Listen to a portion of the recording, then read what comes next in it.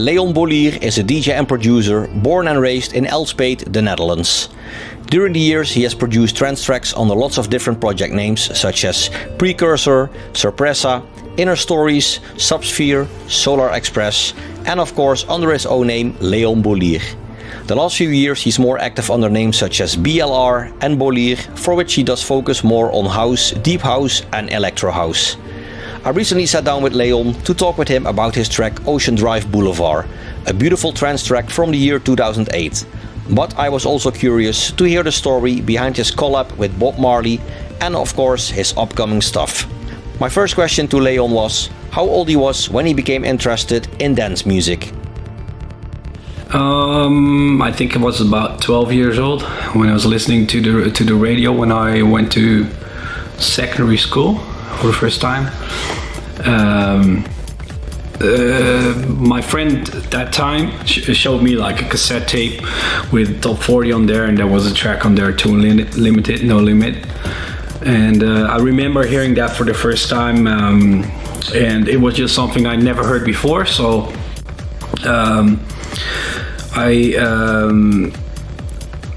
I remember my friend, he had the maxi single of No Limit, and he recorded it onto a cassette tape, and I just kept listening to like it was like 8 versions of that song on there.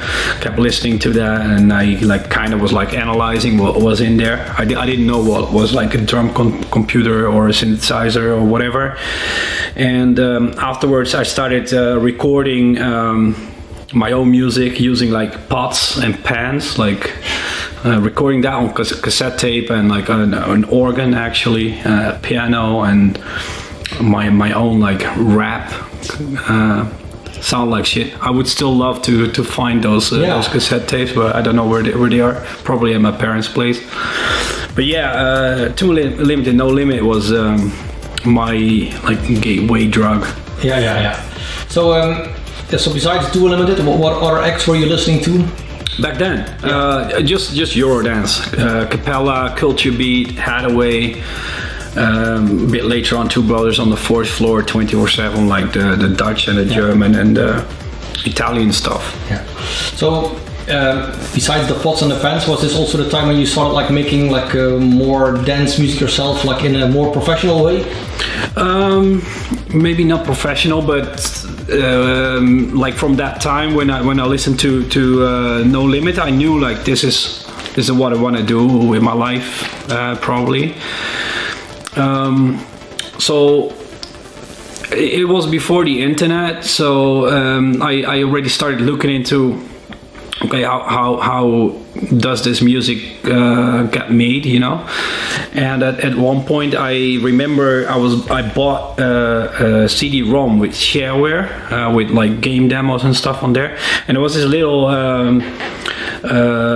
program, a software program was on there. It was called it was something like Scream Tracker. Later on I jumped to Scream Tracker, but it was like a tracker software program with samples and stuff, and with that I could start making electronic music with the computer, and that was that, you know. That was that was my new hobby. Yeah. So what was your first release ever? I'm not 100% sure, but it might be a track under my Subsphere alias called Infinite. It might also have been a track under my Mind Sensation alias called Daydreamer. I had a B-side called Violet. I don't know, the first thing that got pressed on vinyl was a remix I did for Calling Your Name by Libra. Oh. Yeah. It was on Captivating Sounds, and they were with Warner Chappell back in the day. BT project.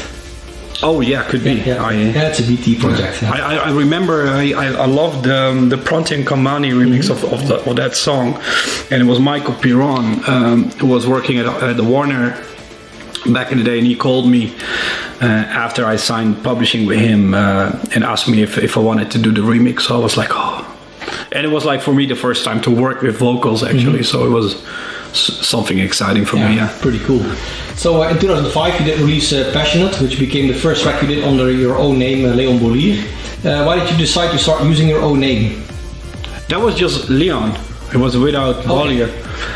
I guess Bonsai didn't like my surname. I don't know because they came up with Leon. Okay. Sounded more international, maybe. Leon. Yeah, I don't know. I remember, like, I was talking to Bonsai, to Marnik on MSN Messenger back in the day, and I remember we were discussing it, and I was like, oh, let's go. But I don't know why, like the exact reasoning behind it. But using my own name, it was more of a thing that started to happen with like the progressive house coming up back in the early zeros. So basically, everyone started to do it, like using their own name, and at one point I just stuck to it. Yeah. Like why not? Yeah. So speaking of your name, how many times have you been called Leon Boiler or Leon Bolier? Bolier, that's usually only in the Netherlands. People it's actually a French name, but over the years, I guess at some point, because my ancestors came from France, so I guess at some point someone decided, like, from now on we're gonna pronounce it the Dutch way. The boiler thing, I don't know. Yeah, it's usually English-speaking countries, especially UK. Even nowadays when we do like business emails and people are calling me that, I'm like, yo, bro. Mr. Boiler. Yeah. So we're gonna talk about your track Ocean Drive Boulevard, a beautiful trance track that came out in 2008. Can you tell where the inspiration for Ocean Drive Boulevard came from? I get the question a lot. Where does the inspiration come for your music? And I never really have an answer. It's not like I think, oh, the weather is nice or whatever, and I want to write a song about this. I remember I bought the Access Various TI synthesizer together with Joop back in the day. Like, we went to a store called Feedback. I think was it called Feedback. Yeah, Feedback was an equipment store. Yeah. So we went there in a city called Apeldoorn, and we because I was working together with Joop a lot, so we bought the virus, and I remember I made a patch, or maybe it was a preset, or somewhere in between, I don't know, that ultimately became the sound that was used in the stabby chord pattern that's playing in the intro and also in the outro. And I remember, like, I made the chord progression. I really liked the chord progression I made, and at the same time Ocean Drive Boulevard was kind of like in the line, or like I made like this kind of brand of I don't know if that's a brand, but of trance tracks that would incorporate like organic instruments. So I had a track called Summer Night Confessions out, like, I think a year before, which featured like a more classical piano, and then I thought, okay, next thing I'm gonna do is do something with guitar. It's it's a very synthetic guitar. I think the plugin I use for that is called Hypersonic. I don't even know if it's around anymore, but so that was the kind of the thought behind it. It was like a more banging affair when it comes to trance, because I started to do my first gigs, and I noticed that I had to make tracks that would work on the dance floor rather than just stuff that sounds beautiful, or whatever you want to call it. Because otherwise half of the dance floor would leave. So Ocean Drive Boulevard was a track in that like line or brand. So it was actually made especially for the dance floor. Well, it's kind of a combination. So I try to like still like put like beauty or whatever you want to call it. This sounds corny as fuck, but so I try to put that in there, like the chords used, and the guitar kind of thing in the breakdown, but then there's the lead melody. It's already I already wrote it like that had to be catchy, so there's like a certain symmetry in there and that kind of stuff, and also like the build up and the drop is just a bit more hard hitting than the stuff I would have released before, except for Summer Night Confessions, because that was also like a more banging affair. So, you can hear that you have an ear for piano melodies. Are you classically trained? Yeah, but I had classical piano lessons for maybe 5 years, 6 years. I don't remember exactly. It was always on a Friday night when my friends would be out on the street playing. So. I was nagging my parents that I want to quit doing the piano lessons because I wanted to be outside playing with my friends. So because of that, I quit. After 5 years or something like this, and then fast forward a couple of years, that's where the Tour Limited story came into play. And then even nowadays, I'm still like I would have loved to have a bit more. A bit longer experience with piano lessons, but.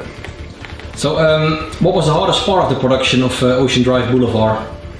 I was always getting the drop right, especially for this kind of stuff. When I, like I said, when I knew that stuff also has to be playable live, also for other DJs to be able to play it, to work on the dance floor. It's like I think like if other producers are watching this, they probably recognize that it's like that millisecond where it goes from the breakdown to the drop, like that has to be right, and when it's right.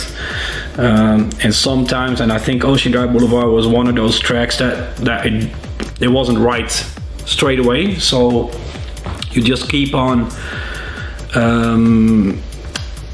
fooling around with it till it's like right there, like that energy on the first kick that has to be there, so like you drop it and people are gonna go.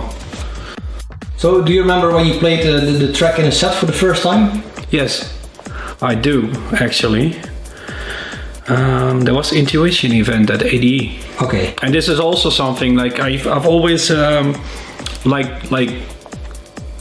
many different genres of music. So I remember I was playing at Intuition, like me and Mano de Jong, we did the fast forward together. So we arranged like the truck and DJs and I played a set on that truck, and I just played stuff I like, so there was house stuff and like D. Ramirez, I think, like that kind of stuff, trance, techno, whatever.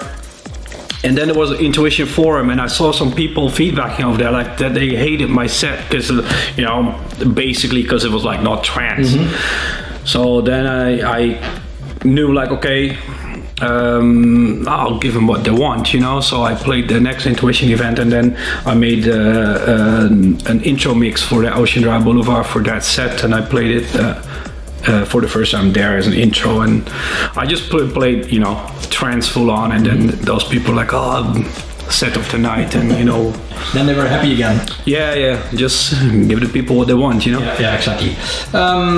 So what is your favorite memory when it comes to the release of Ocean Drive Boulevard? That's a good one. It's just it's usually when you start to realize this is a big tune. I remember when I of course, like I played that track on that Intuition event. I liked the tune, but at some point you start sending it out or showing it to other, like to colleagues, and the support starts to pick up, and then those other people are gonna say like, dude, this is a banger, and then you realize, okay, I got something here, leading up to the release, and then it's just like it's out, and that's it. Okay.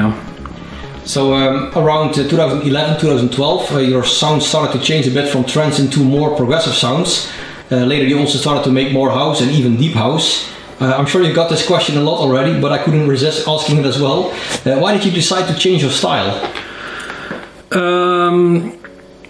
It's kind of like a combination of factors. The main one being that I was doing trance for around 10 years then, and of which I released, officially released trance for 7 years.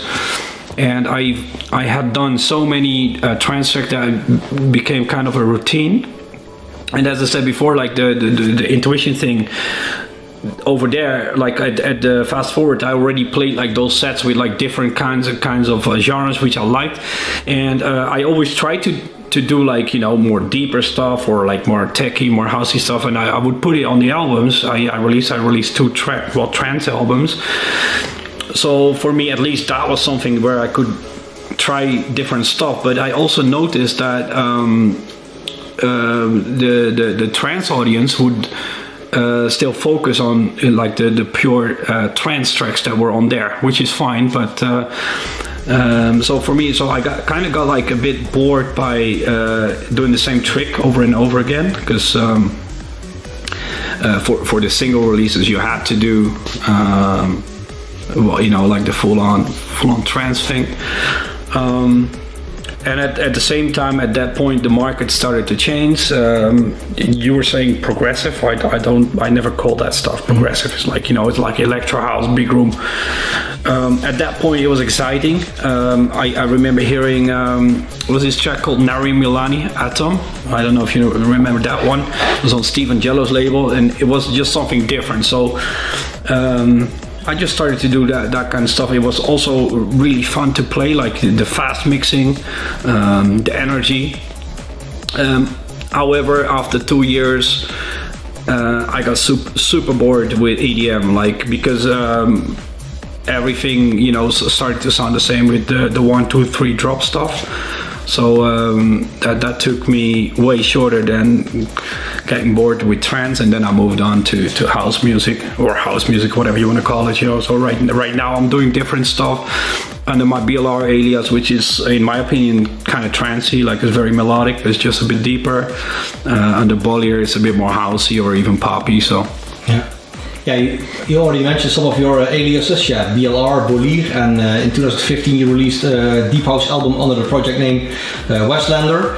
So is there one project that has the main focus now, or do you decide what project a track will be once it's finished? No, I start a track and I know like this is gonna be a BLR or a Bolier track. Those are my main projects right now. However, if I decide to do something that doesn't fit for one of the aliases, I'll probably make up another one. But there's not one project that has the focus. It's it's more a thing. Like if I want to do like the more cool, credible club stuff, there's gonna be BLR, and if it's like a vocal, poppy, summery, whatever track, Bolier. Yeah. Okay. Something I really have to mention is your 2016 release, Is This Love, which is a remix you did of the famous Bob Marli classic. How did you manage to get to remix the most famous reggae artist ever and even get it out as an official release? Yeah, it was not a remix, it was like a collab. Mm-hmm. I remember, so the idea was Jorn at Spinning Records, the A&R manager. He called me after he found out that me and Landscape we go way back. So he told us like maybe it's a cool idea for you guys to pick a Bob Marli record and do a remix and just throw it on SoundCloud and see if it goes viral, and and let's see, like it's going to be good for your profile. So and he gave us 2 suggestions. I don't remember the other one, but the first one obviously was Is This Love. So I had discussion with Landscape, and we went for Is This Love. I remember I was in the studio, he was in his studio, we were doing a Skype call, and we were working on it, loaded the vocal, and then I told him, Jorn likes those old filter heads tracks, so let's do something with like a marimba kind of thing. I remember my keyboard would be to the side, so I was just playing something like 10, 10, 10, 10, 10. He's like, that's cool. I'm like, okay, let's go. And we recorded the whistling ourselves in the track, and the track basically was done in like 2 hours, and we sent it on to Jorn. Then also Roger at Spinning Records got an email. He's like, dude, you know, this is great. A week later, he gets back to us and he said, like, I sent it on to Universal. They passed it on to the Marli family. They're loving it, you know, and it's gonna be like an official release, and it's gonna be you guys and Bob Marley. It's gonna be like a collab. So we're like, that's kind of cool. Yeah, that's kind of cool. Yeah. So yeah, I mean, so that's what happened, and then it still took like a year with all the legal stuff. I mean, I don't know what's going on, because we were me and Landscape, we were like, that's probably not going to happen, you know, the way it sometimes works in the dance music industry or in the music industry. And a year later, my management back then drops me a call, and he goes like, yeah, everything is done with the Marli track. It's going to be out in 2 weeks. I'm like, okay. So basically that's it. Like, you know, credit to Roger and Jorn for the idea. Roger arranged everything with the business. And well, we made the track, and that's it. How many streams does it have on Spotify right now? I think 125 million. Not bad. Not bad. So it might have been possible that it never had got like an official release.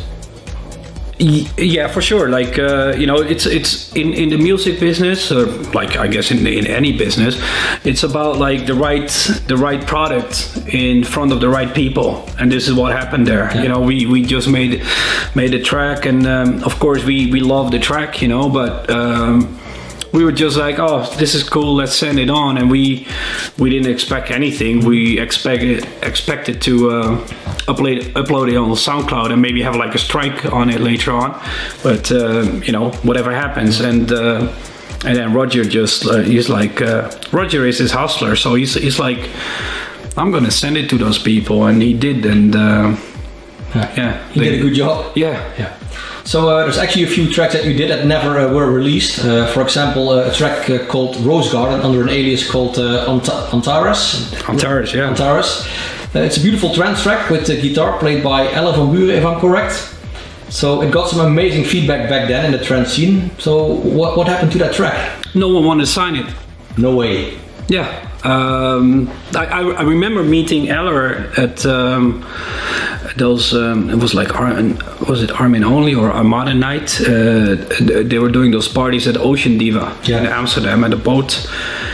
So Armin was playing, and we were just chilling there, and someone introduced me to Eller. Eller, he was just standing there at the bar. So we had a chat, and he's like, oh, maybe, you know, I play guitar and maybe we could do a track together. Sure. So the next week he was there.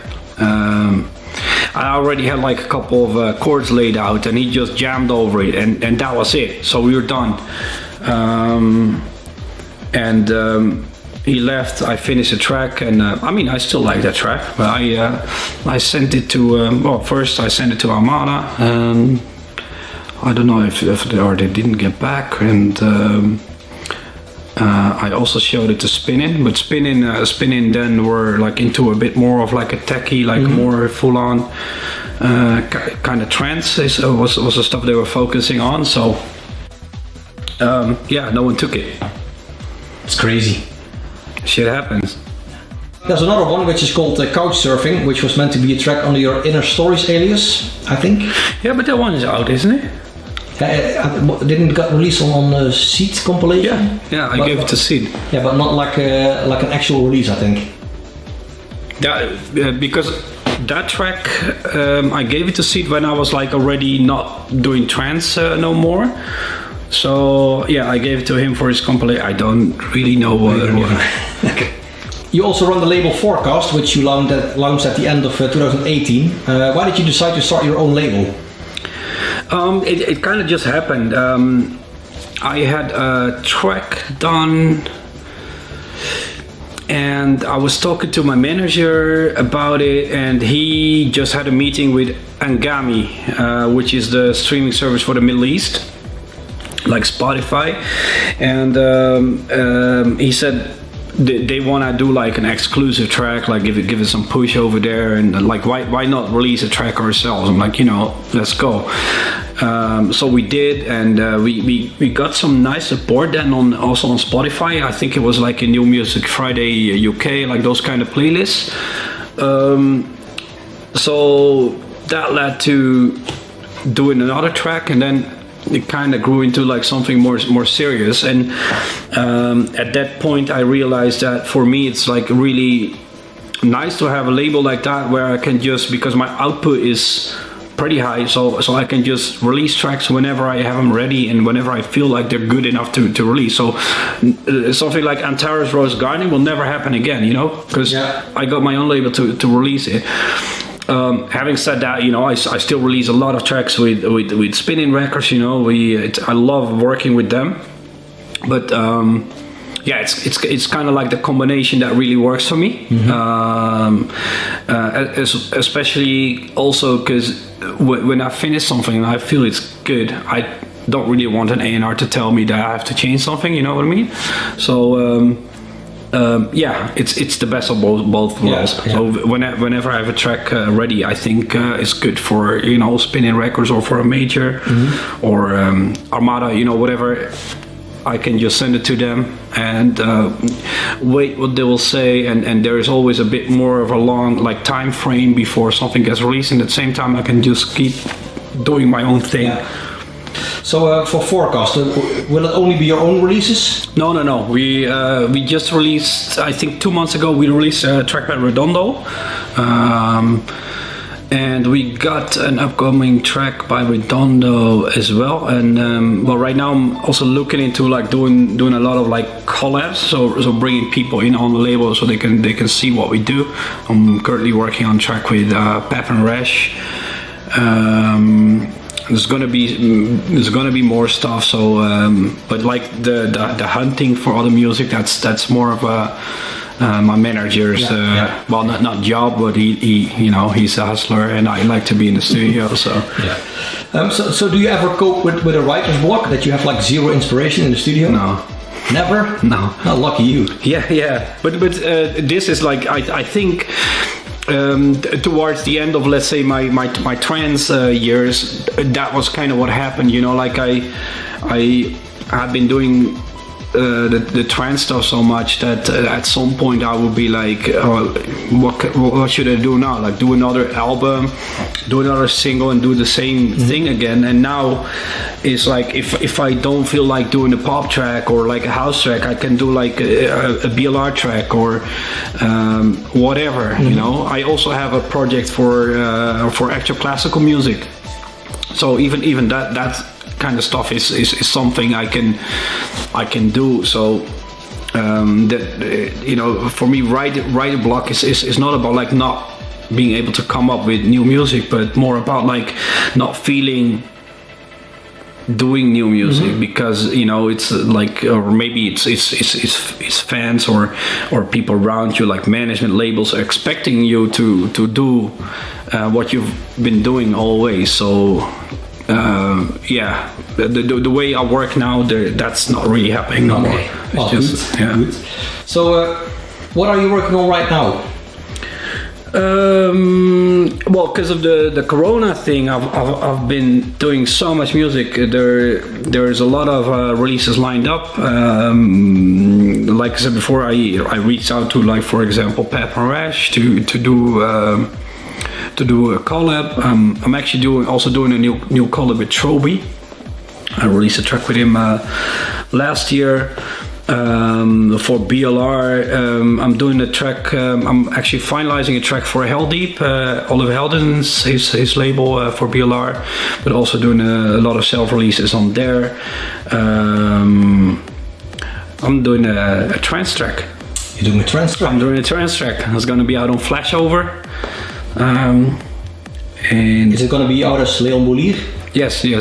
So it's going to be out July 17th. This was actually funny, like because of the semi-lockdown or whatever you want to call it here in Holland. I was working a lot in the studio, so I was there 7 days a week, and then I just started opening up my old computers, which I still have, and there was like all those hard disk drives I never touched. After I switched like system to a newer one. For some of those I had to buy like an adapter, and I connected it to my computer, and it was like going back in time, like reading an old diary or something like that. So I was just going over all those project folders. And so I thought, like, why not? Let's make a trance track, man. Fuck it, because I have like 20 other tracks done. So I did that, and then I called Yuri at Flashover, because we go way back. So I'm like, hey, dude, I did a trance track, and I want to release it under my own name, because I think that's going to be nice for the people. It's it sounds like the stuff I did back then. So you want to sign it? And he said yes. So that's coming up July 17th, and I already done a follow-up. I signed it to Black Hole. I don't know a release date yet, but probably August or something. And you just did a remix for 4 Strings. Yeah, but that's BLR. So I think that's a lot of the BLR music. I think that's trance, but trance fans will be like, it's not 140 BPM or whatever. So that's not trance to them. But to me, that's pretty trancey. Like it's deeper. It's probably 123 BPM. 4 Strings, Take Me Away, original vocal in there, and it's gonna be out. Next Monday, but. It's out when people see this interview. Yeah, it's like two weeks ago then, yeah. So if you have to choose, like, what is your favorite own production or remix? I can't choose, man. Because there's, like, I can't compare a track like Ocean Drive Boulevard with a track like my track Us, which was like an EDM track, but which I love in its own right, or like a BLR Nungwa, those tracks are so different that. No, I can't compare them. But whenever I feel like nostalgic or something, and I listen to my old stuff, like tracks like Ocean Drive Boulevard, Elysian Fields is one of my favorite trance tracks I did, like Vengeance, but just because that's like such a banger. Us, Me, You, that trilogy. For BLR, I love the Odyssey track, the opening track from my album, for example. Under Bolier there is like I love White Rabbit, that track, because I think it's like innovative, So I can't really pick. Yeah, fair enough. So when you're not in the studio, what kind of music do you listen to then? I don't listen to much music, but if I have to, that sounds a bit. No, but I like to listen to like progressive, but not like the EDM progressive or like the deep stuff. I like to listen to some of the melodic techno. However, like also in that scene now, I kind of feel that stuff start to sound the same, and then I'm getting bored too fast. But I like the melodic techno stuff. As long as there's new stuff out there that's interesting. Yeah, that's new. It's fresh, and for me, it's like the techno stuff is is considered like cool and underground and hipster. But I enjoy like a great pop song as much, or like I said, the Nari Milani Atom, which was like a main stage banger, but it was like something different, something new, and I like to listen to something. I think like, how did this guy or girl come up with this? And that's a genius. So when I hear something like that, I will repeat listening to the song till I hate it. Okay. Yeah. So is there still something on your bucket list music-wise? Always. because I think if there's nothing on your bucket list, then for me, at least for me, that would take away at least a lot of the fun. Like if there's no goals. Yeah. So what is on your bucket list? For example, I would love to have like a number one hit. The Bob Marli tune, I think it went like top 10 in UK, which is great. So there's still room to improve, you know. I would love to have a tune that hits 1 billion streams, for example. So, but at the same time, I would love to have to do a track that gets supported by like all the cool guys, like, you know, whatever, like Solomon or whatever. Like if those guys would play a track in every set, that's also you know, something very cool. Yeah. So several bucket list items. Yeah. It's just of course I make music for myself, you know, but I want when I finish the music, I want people to hear it. Yeah, of course. Yeah. And the last question: pineapple on pizza, yes or no? I don't like pineapple, man. No. Then it's no. Yeah, I like it. You know, if you can throw it at people's heads or something, but not throw it on the pizza. Okay. Well, thank you very much for your time. Yeah, no worries.